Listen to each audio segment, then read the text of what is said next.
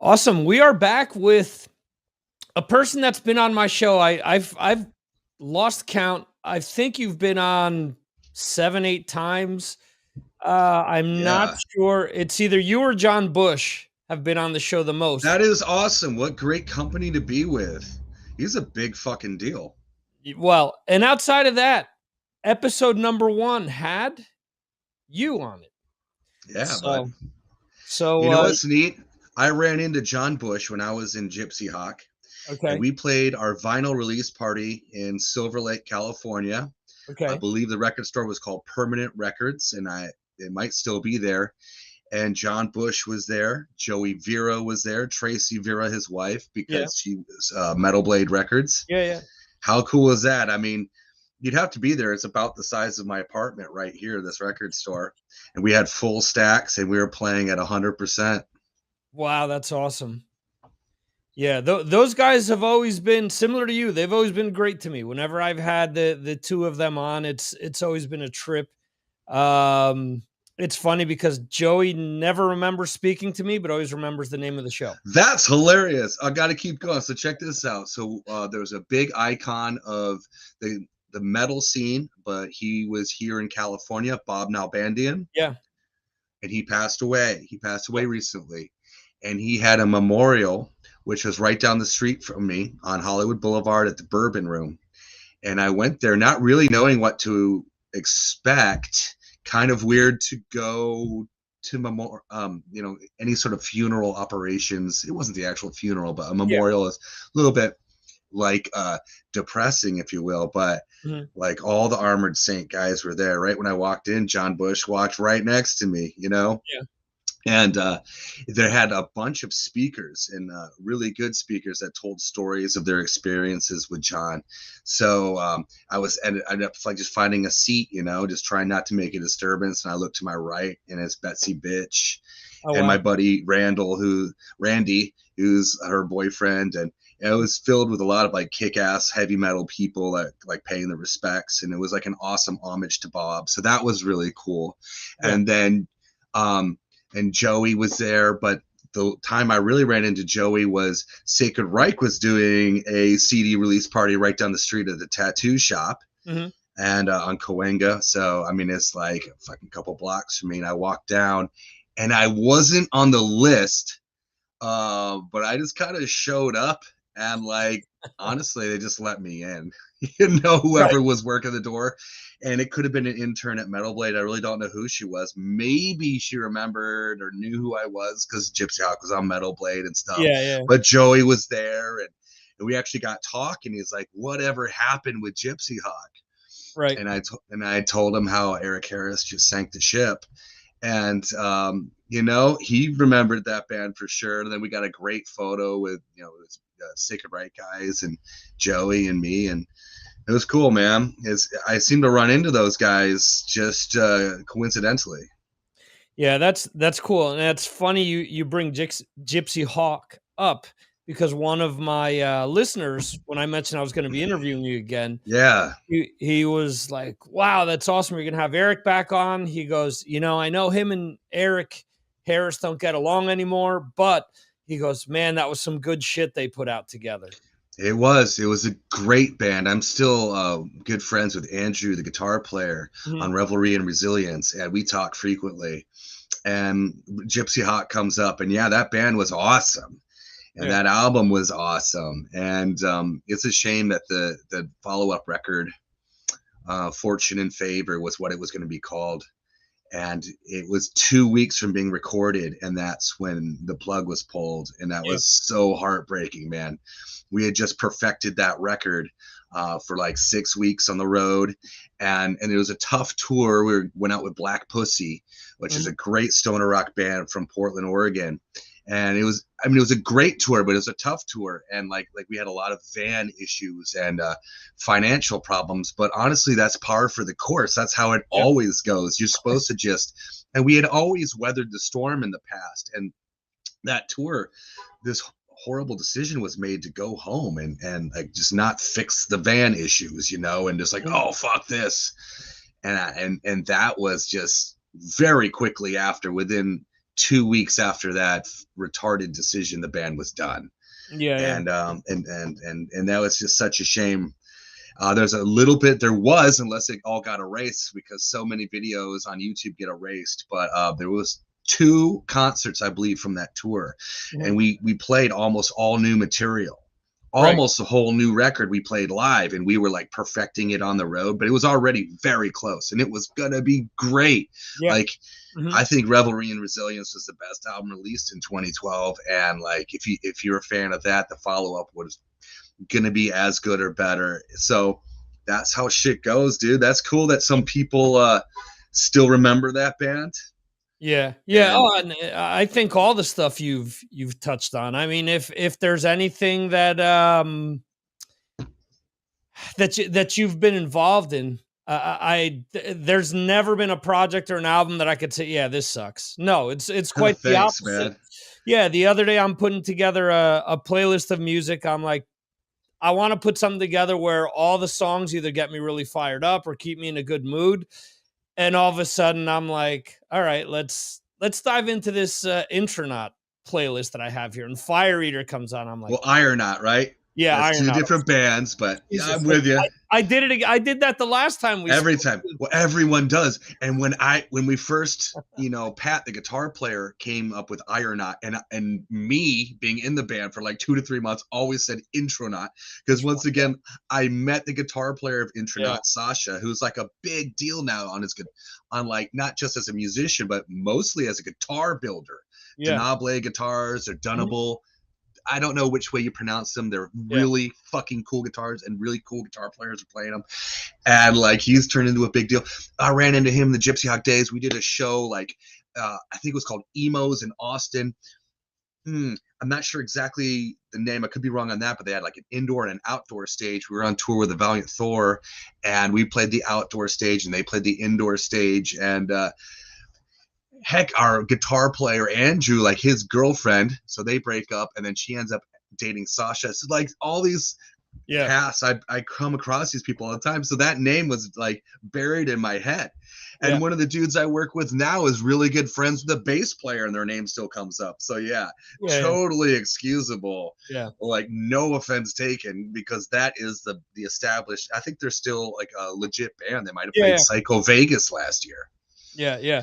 But what I was getting at Oh, is the song Fire Eater came on. And I'm like, oh yeah, this is just a song that instantly you turn it on and it just fucking gets you going. No matter. boom. Dude, Yeah, that band was so good. I talked to Ivan, the drummer, last night, and coincidentally, and just about life. But that band was so fucking good, and it's really cool that you bring them up, because honestly, like I get some insight in like if anybody's like paying attention to the bands or anything at all, and that could be like through Spotify plays or like I don't think I have any control of CD Baby with that band, but anyway, like there's very little. Let's just say that, okay? And which is too bad. But like, so when I hear that someone remembers that band, I'm like, yes, because that band was really good. And there's a whole story. Maybe we got into it last time or not, but it's too bad that that band couldn't do more, because mhm, it kind of jumped out of the gates.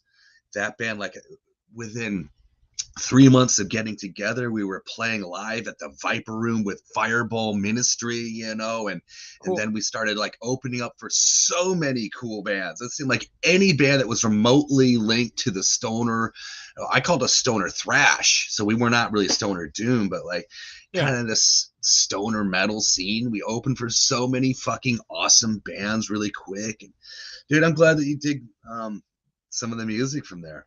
oh yeah, there's a lot of there's like I said, I have a specific playlist with it has pretty much everything you guys released in there, and that's definitely a band that's a rabbit hole band for me. That if I put one song on, I got to listen to that whole playlist a bunch of times. So Oh my I God. enjoy it. Well, right before the band broke up, we were recording. We always did EPs, which I Yeah, don't like EPs. I like a good album, which doesn't have to be 17 songs. 8 songs to me, kind of like that's how many used to be on a cassette tape. right. That's enough for an album. So like 30 to 45 minutes. Mhm. Yes, that's like I'm satiated. 30 minutes is a little slim, but if you're a thrash band, it's totally cool. And fuck, bro, like I wish we had more full length albums, but we were we had just started tracking at least 3 songs, and then everything shit the bed there. So Yeah. jump the shark over. Last time we spoke, actually, you were already in Void Vator, so I think we did kind of touch on that. Yeah. Why didn't things work out with Void Vator? Is there anything you can discuss Uh, regarding that, or? yeah, I can say whatever. Like that band I'd been in since, well, right when Ironaut started, I was in that band as well. And so I started jamming with Lucas in the winter of 2014, but it's so towards the end, like we always said, 2015. Right. So 2015, actually to 2000, all right, 22. So that's 7 years and then some change. And we had come back from a tour, and the next plan was to start writing for the new record. Mhm. And we were already like 4 or 5, I'd say more like 5 or 6 songs deep of like good structures, which is a good chunk of a record. And I was pretty excited just to get started, because like that band was always stop start. Like, Yeah. you know, we'd be doing well and then someone would be gone for 2 months. We'd be doing well and then Sam would go on tour with another band. We'd be doing well and we'd have another setback, and it seemed like we'd always have to start over and get this, you know, the setback up, and then a tour would come up. So like like we were able to write a lot of music quickly, but there would always be something in the way. But anyway, getting back to what happened, got back from the tour where I showed up Friday for a writing session, and then they just said, "Oh, hey, we need to talk." And they said, "We have eyes on us. You are older than us. You don't fit in, and we're gonna let you go." And I was Wow. just stunned. I was like, "What the fuck?" You Yeah. know what I mean? Like that was just that I didn't see that coming in a million years, because I thought that was kind of like a family based, like brotherhood type band, you know, and as opposed to like a hired gun, like LA style band, you know. Yeah, yeah. I was like, that's so LA of you guys. I'm like, well, we are in LA, and I'm like, okay, I get it, but I wasn't really saying that as a compliment, you know. But Right. holy shit, man. So unfortunately, like as devastating, I can dig in, and I dug into that for weeks and months, and still think about it from time to time. But like, there's, whether it's right or whether it's wrong, it's reality. And they just threw me out. Boom. It's like, we don't want you. You're not welcome here anymore. Get the fuck out of here. You know. Yeah. Boom. And you're just, they just, it's like, just leave you. You know, you're on your own again. You know. And I figured that was the end of it. Like, I'm 47 years old, Mhm. and I've been doing this forever. And I was like, that's it, dude. Like, I'm just not meant to do this. You know, Mhm. like the universe has spoken. You keep trying, and then it keeps, something happens, and no matter what you do, it all just ends.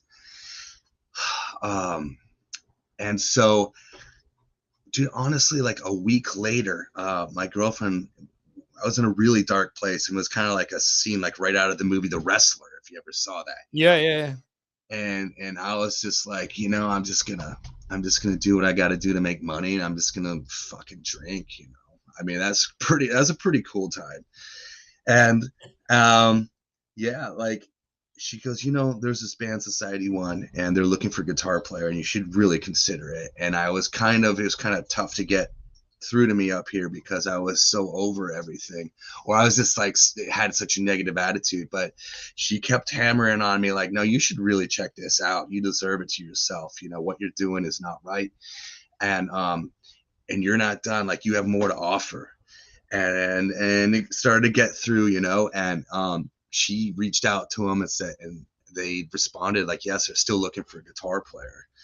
And I was like, you know what? I started checking out the music again and again, and watching their videos and doing some research and thinking about, I was like, yeah, man, I could, like, this seems like a pretty cool opportunity. I could Mhm. do this. You know, I'm getting the music, I'm getting the feel, you know, like really trying to let it just sink in rather than just jump off onto another fucking train to nowhere. You know what I mean? Right. Although there's always a little bit of that risk, but still, like you just try to think it out and think it through. And then I was like, you know what? I researched on what they wanted, Mhm. and to not bother them, to not be so needy. Like it said on their website what they were looking for and how to audition.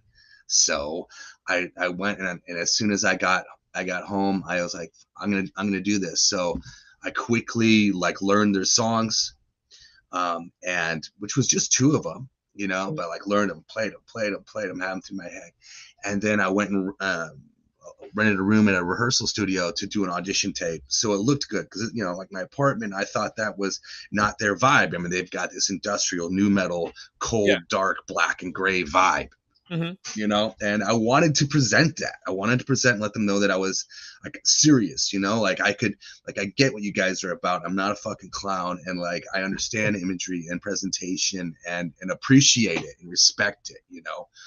And so I you know, did it like I had my laptop there and played along with it live at a rehearsal studio, and filmed it. Had my girlfriend help me just film it as well, which is also super fucking helpful. I just can't stress how much like her support and really helped me out, because I would have, um, I was aware that they were looking for a guitar player actually, but I just wouldn't have acted on it. I needed Right. a little some encouragement, you know, and I'm really thankful for that. So sure enough, honestly, like you go through all this and you'd never even know it could have been a waste of time. But what I mean by that is you can get what's called the Hollywood no, where someone just never responds to you, Right. and that's how they basically say we're not interested, which is maddening.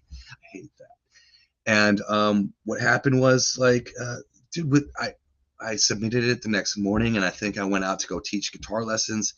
And I got back, and there was already an email that said, "Hey, can we talk? Can I give you a phone Oh, call?" And yeah. Matt, I talked to Matt Zane that day, and that's how I got into Society One. Like that was, you know, I had passed the first test really well, and I went on to like jam with Matt and then drummer at the time live, and then they said, yeah, you're in, but you have to make sure you want to do this. And they said one of the things is you got to wear guy liner.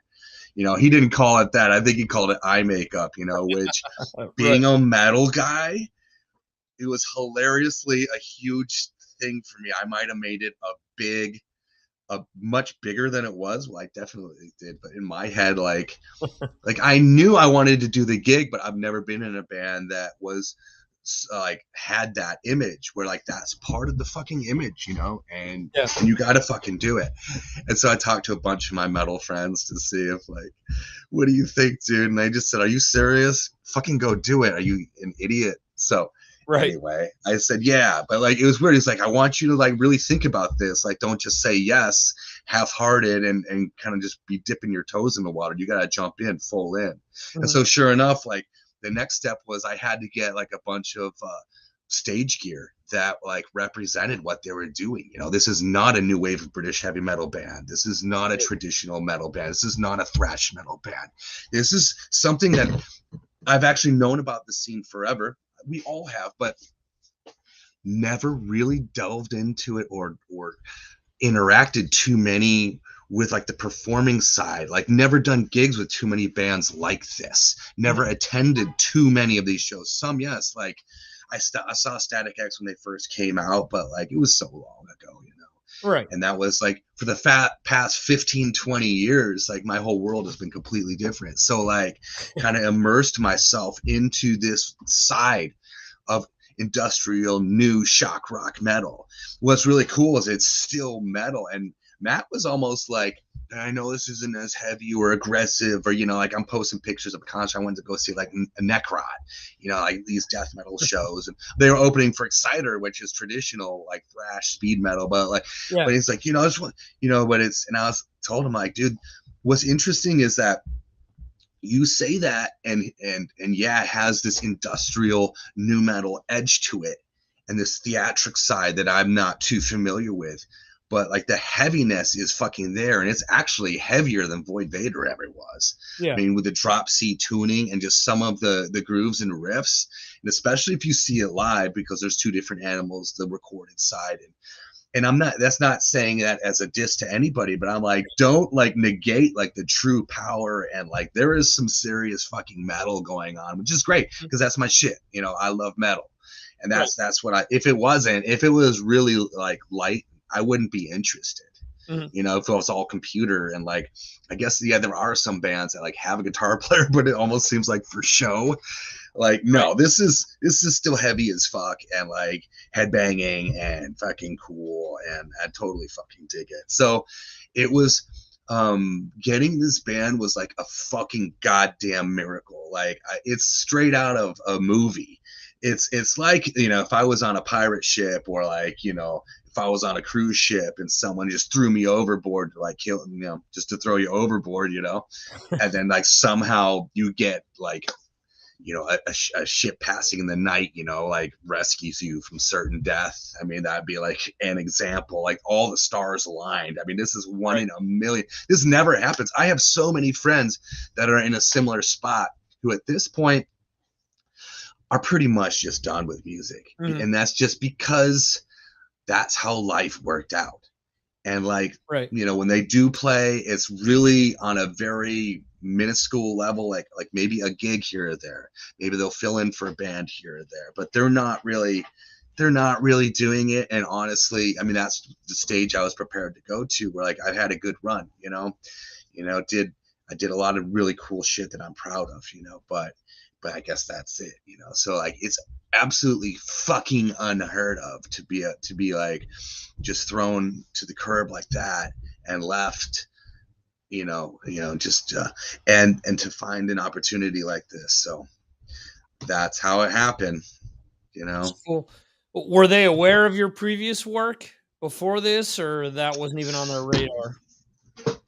Okay, not really, but okay, they had heard slightly, like, and then, okay, how can I get into it? They were aware of Void Vator. Void Vator had made enough of a buzz from all our touring and shit. Like, yeah, I've heard of that band, Mhm. but I've never seen them, So, and then Society One used to be on Earache Records, Right. which you may or may not know. White Wizard was on Earache Yeah, yeah, yeah, Records, yeah. Mhm. and we're both like. Turns out, me and Matt especially we're both friends with like Al Dawson from Earache, because Al's really fucking cool. Like Mhm. outside of just the like industry, he's just hilarious. Like we hung out with him when we played in Phoenix on Right. tour this last time, like a month ago or something.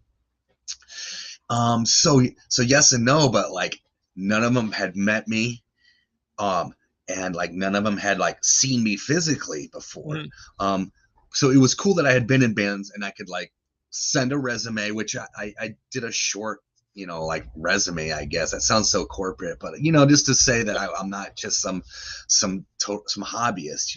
I've had some Yeah, cool yeah. experience, and they'd heard of they're aware of Earache Records, obviously, and then that was in Gypsy Hawk, and had some cool shit. So yes and no, but I'd say mostly no, in that it wasn't someone who was like in my phone that I could call, or it wasn't a Yeah. reference from a friend. Mhm. Okay, my buddy is in a band who's looking for none of that shit. So that's what makes this stuff so. I, I don't want to say scary, but like there's a little bit of anxiety about going through this process of people that don't know you, who very easily might not want to know you, like the whole rejection thing is kind of a fucking shitty process, Mhm. but it worked out, I stuck my neck out, and then, and it worked out, which is really fucking cool. One other thing, dude, a couple things about it. I have to be really thankful that a lot of the guitar players in this town, like, I don't know why people didn't jump on this opportunity. It'd been around for a little bit, and a lot of people just kind of hold themselves too high and have too many demands of what their worth is. Like, Uh-huh. not to like devalue yourself, but to be realistic of how things fucking are. Okay, Mhm. you're not going to be on a tour bus. It's not the 90s with all these like millions of dollars rolling around. Yeah. Things are very bare bones, very tough now. Mhm. And like your expectations have to be realistic. And then I know how things are.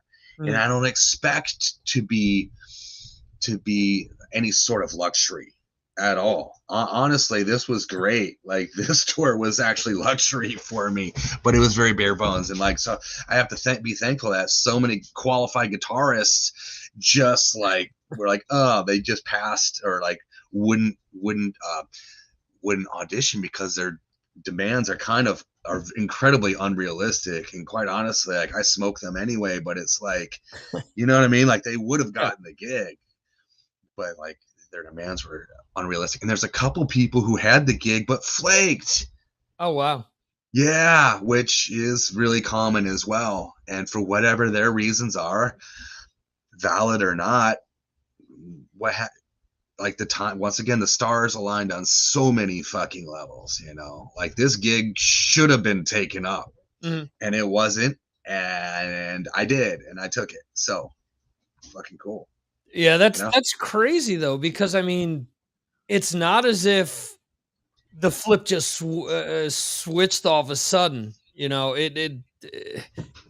this has been going on with this industry how many years now to have those types of demands and Oh yeah. realistically think about things that way. You know? Well, yeah, you got to really want to do it. And then at the end of the day, I think a lot of people are like, yeah, I'll do it for X amount of dollars and all these, you know, kind of conditions on traveling conditions, which are just fucking unrealistic because things are really, really hard right Yeah, yeah, yeah, yeah. now. The And then, but like at the end of, but I still love it, man. I mean, it was the tour. I mean, we can get into it later, but the tour was the yeah, greatest tour I've done in my life. yeah. The other thing that I wanted to bring up, every one of your bands have been so different. I mean, I've known you since Overloaded. Yeah, And like you're saying, you just love to play metal. You love to play hard rock and metal. And yeah, s you've been involved in so many different facets, so many different styles. You've switched over to bass when necessary. You've sung when yeah, necessary. yeah. So to hear you say, you know, "Well, I had to go out and get specific clothes. I had to drop tune. I had to wear guy liner," stuff like that. None of Mm-hmm. that shocks me because every spot that you've gone in, I mean, there's never been a band that you've gone into that A has sucked and B where I've said, yeah, you know, this is boring or yeah, Eric isn't killing it here. You know, Yeah. Thanks, man. I'm not kissing your ass or anything, but it's the truth. You know, you go Thanks, into man. these situations, you're ready for them and you're bringing the goods with everything that you're doing. So a lot of this stuff, I mean, it's hard coming from someone who's their own worst critic, so, I mean, I know where you're coming from on some of this stuff, Yeah. um, but, I mean, you're very capable and you've always been really good at what you do, so none of it's a surprise to me that you've gotten into Society One or been able to pull this off, and you've been mentioning the tour. To me, Yeah. I'm looking at these pictures online, and I'm, like, from afar, like I'm happy beyond belief for you because I know Thanks. what's gone on with some of these other bands previously, and just seeing that the tour seemed like it was cool as shit, and at the end, you just brought it up. You mentioned, "This is the greatest tour I've ever been on." Yeah. So I just did Society One opened the Static X tour. Mhm, And it started off with Static X, Fear Factory, Dope, Society One.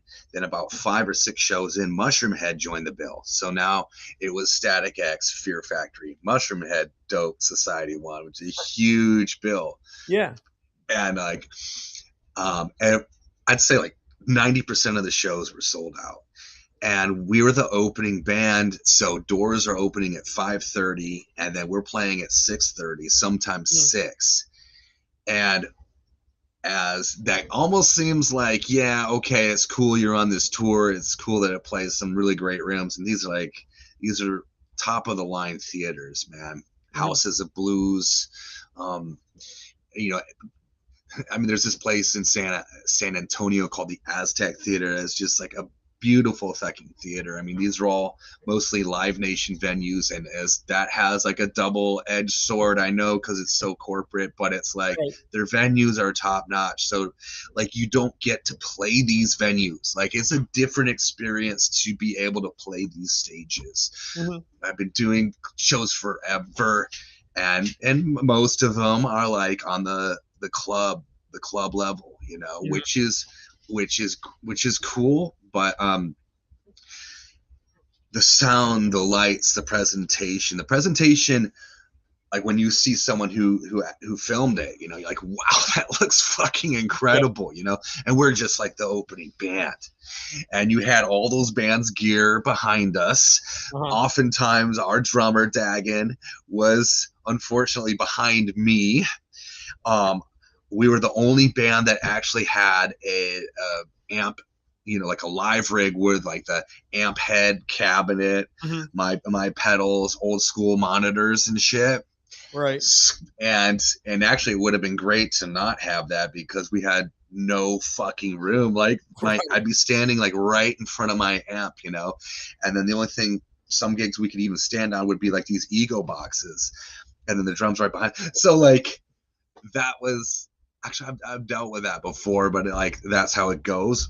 But I just wanted to throw that tidbit out there. It was kind of like insanity to even figure out how to fit your shit on gig and on the stage and put on a performance. Regardless, you'd see if there was like, if someone was filmed the show and posted it, and you'd watch it, you'd be like, wow, that's a pro show. Like Yeah. the experience is next level.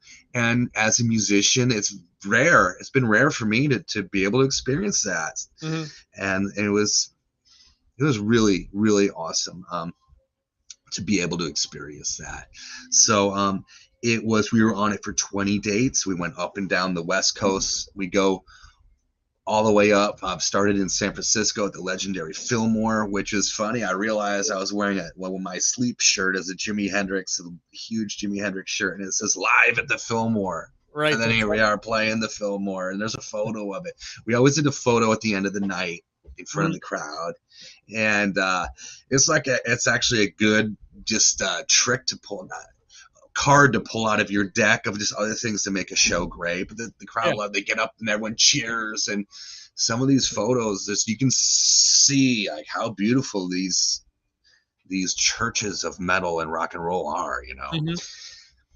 And that was one especially has these chandeliers and just the colors that they just threw that day. The photos incredible. So 20 shows up and down the West Coast, and then through Texas, and then down to Florida, and then up the East Coast, and ending in Philadelphia. And there's just so many cities like Philadelphia in itself. Like I've played there before, yes, but like um, it has so much personality, each of these cities, you Yeah. know, and to be able to step foot in them and just feel their different energies and their different sceneries. And you're in a lot of times you're in like these downtown, like uh, culturally thick parts that you can feel the city in a lot of these locations. Right. And or like what the each spot is. Like San Antonio is different from Oklahoma City, which is different from Seattle, which is different from Pennsylvania, Philadelphia, you know. I've always loved that part of touring.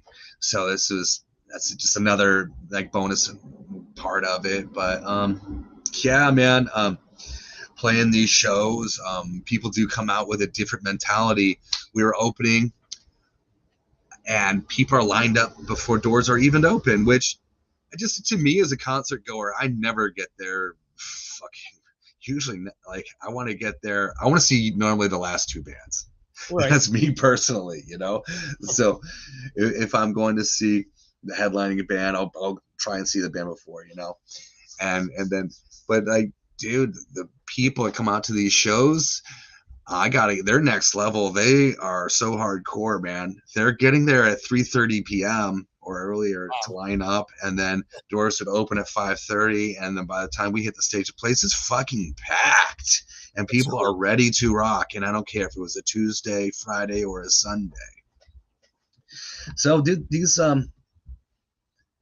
that's not always the way it goes on tour. if you haven't toured, so especially as the opening band, dude. So like you would think that maybe the opening slot really wouldn't be that cool, but it was fucking awesome.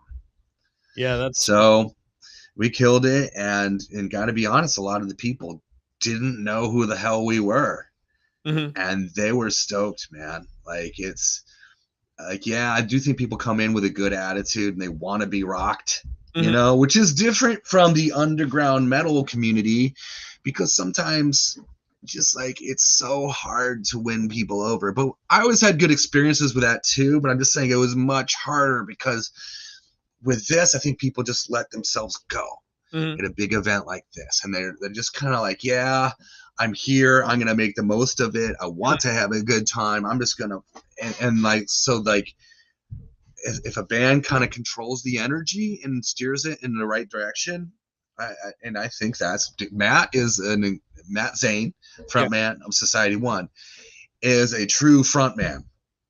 Which this is the first band I've ever been in that has a real balls out David Lee Roth meets Iggy Pop um, frontman right, whose job is to go crazy and command the audience as well as perform and hit the notes. You know what I mean? mhm, So that was that was really cool, dude. So that's on him for sure. And like it was a challenge on all of us, like this was a huge test and to see how it works. Like that's what's I moved out to LA because I wanted to go for it, and I've had a lot of experiences to do this, and this was no exception, where it's like you're off, you get in a project, you're off to the races, and you just don't know, like things are not laid out uh, like securely, or like there's a big chance that this could all just shit the bed. Like you just got to go as hard as you can and keep up as quick as you can and do your best, and like, will it work? I don't know, we'll see.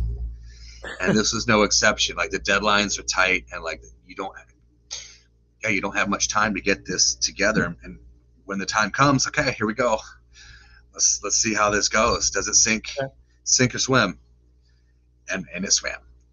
cool. Which I'm happy to say, man. Yeah, and interviewing other people where they talk about being on bills like these, where there's all types of stipulations where, oh, don't look at this guy in the eyes, don't, keep away from this band, do this, do that. It seemed like there was a great camaraderie between Society One and the other bands that were on tour. There was it was very tight quarters, so yeah, we'd be running across everybody. We didn't get a dressing room because there's too many bands. There wasn't any dressing rooms for us. Right. And like, I will say, one of the things for a tour like this, you just got to try and stay out of the way. Hmm. And it's interesting. There was a lot of rules on this tour. This is it was the best tour I've ever done. It was the hardest tour I've ever done. Right. And the biggest thing is just staying the fuck out of everyone's way and not being a problem, Right. which is easier said than done, because there's a lot of times there's literally no place for you to fucking go Hmm. that you're not in the way. Right. And there was a good amount of camaraderie, and there was also a good amount of respect, though. I think in the past I was pretty naive, and yeah, it was no secret that I used to party hard. I play hard, party hard, Hmm. and bust in and kind of maybe not respect some people's boundaries a bit, not on purpose, Right. but like that's really important. You can, like, when you piss people off, that energy can spread, and then once again, it can be not by on purpose, like, um, I was just trying to be buddy buddy with everybody, but like, these tours are like really tough. So like for everyone to be in the best mood, like one of the things to do is to stay the fuck out of everyone's way, and then everyone will get along a lot better. Does that make sense? Because that's not being Yeah. Yeah. dickish. That's being, I hate the word professional, but that's kind of what it is. Stay Right. the fuck out of the way, and then like people are like, okay, this guy isn't a fuck up. This guy isn't a liability. This guy isn't gonna fall over and break something. Um, like we're taking care of our shit, getting it out of everyone's way. That's when there's no place to even put it. It's Mhm. like you stay on top of your game. That keeps everybody in a better attitude. So like, oh, that's kind of that's a realistic answer. I know that's not rock and roll, like we're all fucking slamming fifths of Jack Daniels together and banging the same Right. chicks and all this stuff. You know, it's like those are the storybooks, and like the reality is just like it's a lot more like stay the fuck out of everyone's way, take care of your shit, put on a good show, don't cause problems, be a successful part of this overall experience, and you will be there will be a better energy. You will then you will Yeah. be accepted, and everyone will get along. Yeah, and I mean also you're the new guy in the band kind of, you Oh, know. that too. So yeah, it goes both ways. It's not just within Yeah. the tour; it's within Society One. Right. You know So what I mean? yeah, so you're also looking out for yourself where you're trying to make sure that, you know, you're on this big tour, you got this job, you know, you got the life preserver sent to you, Yeah. they kind of rescued you, and at the same time you're, you know, It's like being stuck in the middle of the ocean, and like a fully gassed up jet ski just comes floating by. yeah, Like yeah, what the fuck? You know? right. Falls out from the air. That doesn't ever happen. But go ahead. I had to throw that in. Yeah, no, but I mean that's the thing. I mean, you've been around the game as you've mentioned, and you're Yeah. also trying to think, you know, hey, I got to make sure, you know, that like you're saying, I don't think it's sure the rock and roll thing is to say what you were mentioning, but realistically, you know, just take into consider Mushroomhead. How many guys they have in that band, you know? So How many did they and crew? Don't forget that. There's a whole it's a rolling like village. and then if you've seen footage, if you've seen pictures, just all the shit that Static X had going on, all the Hmm. stuff with, you know. So Yeah, yeah, their presentation, I've never seen that. I loved it every night. Like the video screens, it was a complete modern concert experience. So yeah, you had the musicians themselves, and everyone looks fucking cool, and then the performance itself, and everyone is doing a great fucking job. Then you have these video screens in that like are tying in to every single song. right. Everything is to a click, and all of these screen changes, and then the light show itself. Mhm. It was completely next level. Like if you would go perhaps to Disneyland or Universal Studio and play a shit ton of money, Yeah. haunted houses nowadays can be a ton of money to get this overall experience, you know, Mhm. that is hard to describe, that you have to be there, that you can't just put on YouTube Right. and watch it and get the same, like you had to be there. Yeah, yeah. Yeah, dude, it was a full-fledged production, and like all the bands had their own different like every band's responsible for their own shit, you know. Yeah. Um, I did get a chance to listen to your interview with Matt from Aftershocks, Okay. which to me was a fucking great video. Matt's a great guy. Yeah. Um, and during that interview, you did mention that there is some music that you have worked on with Society One. You've done Well, some that's solos and different things. What can you tell us about that? yeah. So I got in the band, and like the first step was, okay, we got to do a photo shoot, get your image together, you know, get something that's going to work for that. And then, oh yeah, here's a track. I want you to write a solo. And it was for a song that ended up being called "The Fight Within." Hmm. And and I listened to it, and honestly, I ended up just writing something cool for this song. But a little bit of me was like, wow, okay, this is a different band with a different scene and stuff like that. Like, should I do a bunch of research and make it like sound effecty? Right. Should I make it different? But I opted honestly just to go and write something that I thought was cool. And the song wasn't completed yet. I didn't hear the vocals. I ended up having a section to write a solo over. Hmm. So I just sent something cool, demoed it, emailed it over. He goes, that's awesome. He goes, we're going to go in the studio next week. Oh, by the way, here's 2 more tracks. Can you write something for those? So I did. He goes, and once again, I'm still a little so new to this operation. I'm like, what do you think? You know? And he's like, that's awesome. Cool. I'm like, oh, great. You know, that worked out well. because it easily could have been like, all right, man, hey, this isn't a Cacophony album or a Right. Megadeth record or what have you. Can you change it? Mhm. Go check out these. I want it more like this. That also could have been how it went, and it didn't. So that was, I'm really lucky in so many ways. But like one of the things that just worked out here was that Matt's a guitar player. Matt Zane, the Singer Society Okay. one. He went to the Musicians Institute right down here down the Oh, no street. shit. Him and I are almost the same age, and so like he likes guitar. He's a guitar player. He thinks the shit's cool. It's actually like, oh, cool. I have a guitar player that I can work with and like do some cool shit with, and we can Yeah. use this angle in the band. Um, there's been a lot of musicians in this band, and it is not like there's so many elements to this band. This band is not all about the guitar solos, but it's Mhm. cool to have Yeah. some, you know, it's Right. cool to be able to play that card.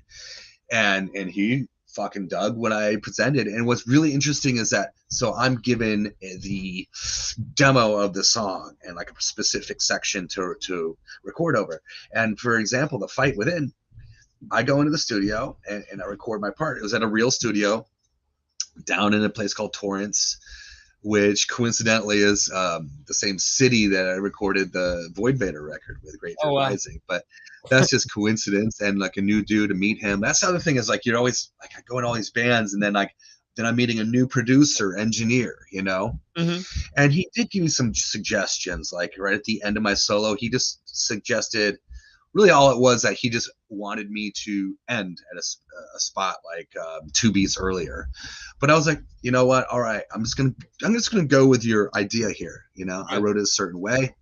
I mean, it was like 99% the same, but like, and then sonically, I basically walk into a studio and I'm like, make me sound good. Like this is your studio. I'm not bringing my specific amp. I'm going to bring my guitar. I'm going to play, and then I want you to make it sound good. So it's up to him as far as selecting the amp, which ended up being a Marshall JSM 800 with a tube screamer or some sort of distortion pedal in front of it, and it sounded great. And then wah, actually I stepped on a clickless wah. And but so like you're going in to record and you're meeting all these people are new to me. So it's like just do it. You just got to do it. Right. So I ended up going in. I thought we were just gonna do one song. We did 3 songs, and then when I hear the song "The Fight Within," the beat and everything that I had recorded over changed. I recorded over a driving beat that's the verse, and the drummer came in a week or 2 later, Dagan, who ended Uh-huh. up doing the tour, and he chose to just write an entire, I'm going to say like Mideastern themed Mediterranean drum solo underneath Oh, it. wow. So I'm soloing and I was like, whoa, this is crazy. Cause I'm recording when I wrote it had all these thick rhythm guitars underneath it. Mhm. Now there's none of those. There's like some hits here and there. So it's like a drum solo, guitar solo at the same time. So I'm submitting by my part. It's kind of in my head. I had it a certain way, and then I get the song, and I'm like, it's totally different, Uh-huh. which I think is exciting. It's once again risky. I could have gone. I could have hated it. Like oh, Right. that's. And it took me a little bit to get used to it because I had it in my head a certain way. But now I'm like, that's so fucking unique and cool. Mhm. Like I really think honestly, rather than just having a guitar, because it's very common to have a guitar solo obviously in the middle of a song or between verse 1 and verse 2. This is Mhm. really common. And but so it's a very unique section, dude. And so that's a song called "The Fight Within." We shot a video for it and it's on YouTube. Check it out. We released a song called God to You, but there's no, like, I really had nothing to do with that song. There's no guitar solo in it. All the music was done. Okay. And yeah, they did.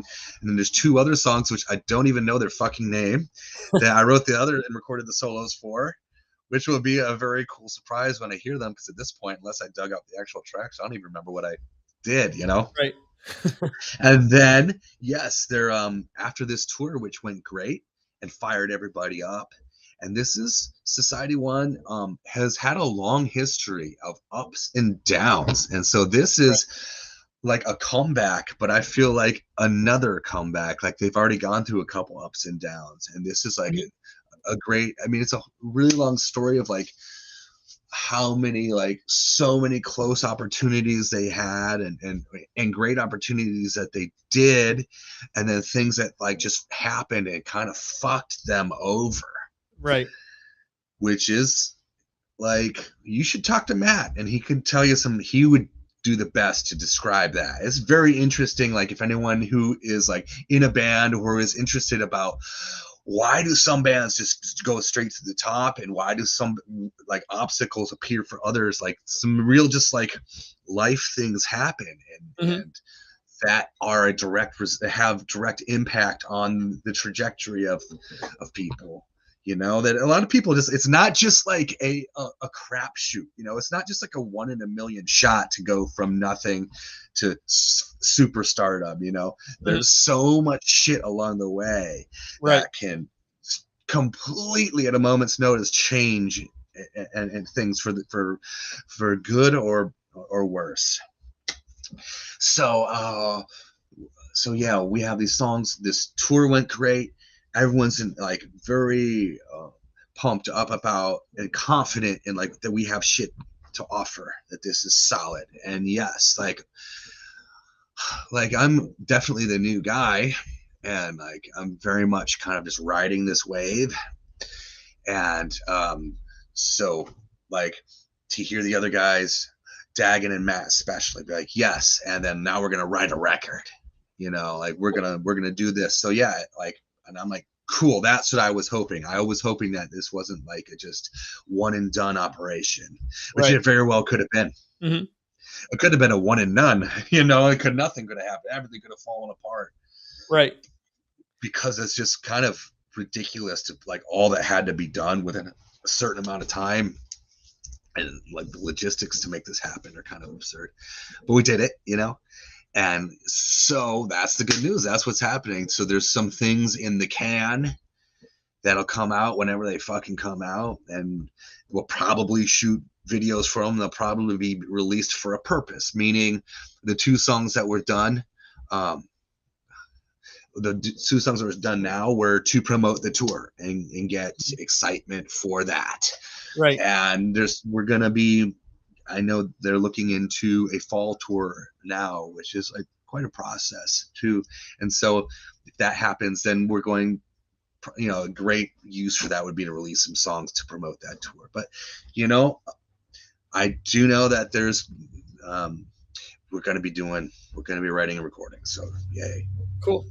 And That's all, awesome. and I like get to be like a part of like that, and whatever, like like they're open to riffs, they're open to songwriting. It's kind of like, well, what do you have, you know? So that's kind of, that's exciting for me too, to be able to put to be a part of that process as well. Yeah, that's awesome. You get to put your own, you get to throw your own spices on the recipe. Potentially, like the potential, or how can I Yeah. say it? The door is open to that, you Yeah, know. yeah. However it turns out is how it turns out. Yeah, cool. Where should people go to keep up with you and find out, when Society 1 is announcing all this additional stuff? Okay, so whatever your favorite platform is, I'd say off the top of my head, TikTok. Like Matt loves TikTok and he loves to do TikTok lives, Mhm. and that's like Matt's favorite platform. Instagram, you know, has been, I guess it's kind of old news now, but and then there's Facebook, which a lot of people shit on, but like that's my preferred platform, you Right. know, and many others. So those three platforms I'd say are TikTok, Instagram, and or Facebook. Those are the best Right. way to stay in touch. And then the YouTube as well. Mhm. Um, do people really use YouTube as? I mean, I subscribe to things on YouTube, so Yeah. but like I'd say how I keep up with shit for me is Facebook, and many other people. It's like they reach out to me on Instagram, like, oh shit, I haven't, like I check in like once every 2 weeks on Instagram. Right. You know, that's for me. Or like I don't. So does that? Yeah, those. Well, it's just TikTok, Instagram, Facebook, or YouTube. That's the best way to keep Okay. up with the band.